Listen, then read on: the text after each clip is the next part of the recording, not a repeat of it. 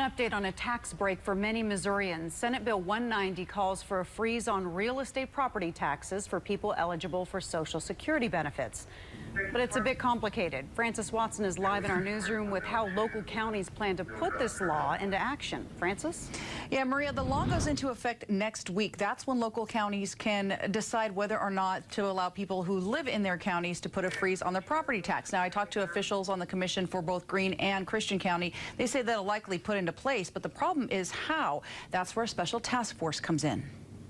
Well, we need to make Senate Bill 190 happen. Counties have a unique way of making things happen. Missouri Senate Bill 190 allows counties to freeze property taxes for seniors who are eligible for Social Security income benefits, own a home, or pay property taxes on a home. The problem is the idea was great, but the language in the bill is awful. It's probably, in my opinion, it's the worst bill that I've seen in the 8 years I served back in Jefferson City. Christian and Greene County presiding commissioners Lynn Morris and Bob Dixon say there are flaws with the bill as it's written. We follow the law.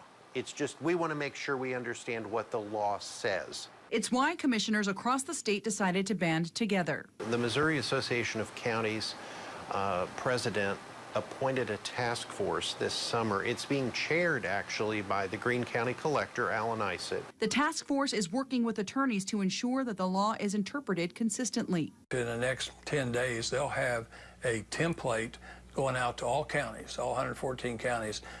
We can use it. We don't have to use it. We can use just part of it. And it's going to give you ideas on how to implement Senate Bill 190 in a different way. Commissioners hoping they can collaborate to make the most of this opportunity for those who qualify. But I'm confident that across the state, county officials can get on the same page with this task force, for example, and make it work the way it was intended. You know, it might be a little bit bumpy, but we'll get the job done. I think the seniors can know now that everybody's working really hard to make it happen.